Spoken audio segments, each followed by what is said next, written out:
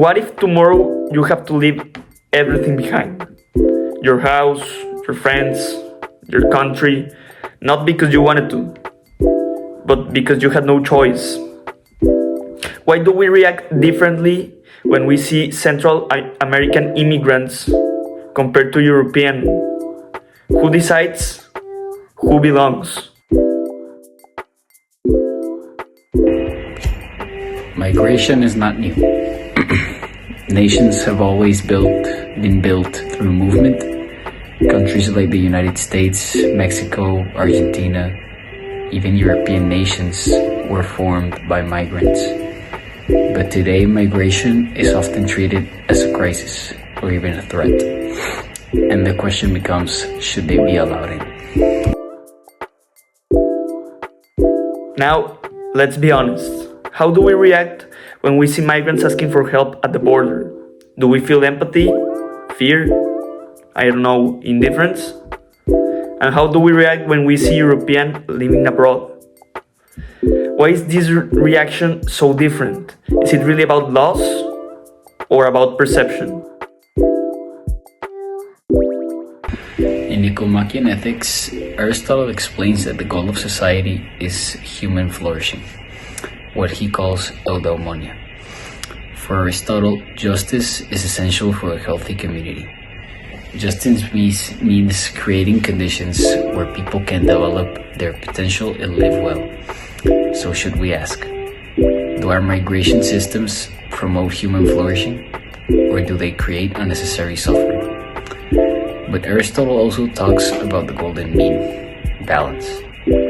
Too much rigidity can be cruel, but complete disorder can also be unjust. So maybe the ethical solution isn't extreme open borders or extreme closure. Maybe justice requires balance. In Beyond Good and Evil, Friedrich Nietzsche challenges us to question the moral systems we inherit. He argues that many of our values are shaped by power structures. Borders feel natural, but are they? Or are they political decisions created and maintained by those in power? When we say they don't belong here, is that an ethical conclusion? Or something society taught us to believe? Nietzsche would ask, who benefits from strict borders? And who pays the price? So Aristotle focuses on justice and balance. And Nietzsche pushes us to question where our moral ideas come from. Social media also shapes how we see migrants. Sometimes migrants are portrayed as criminals, sometimes only as victims, rarely as complex human beings. Our reaction depends on the narrative we consume. So are we reading to facts or to headlines? Maybe migration is not just a political debate. Maybe it's an ethical test.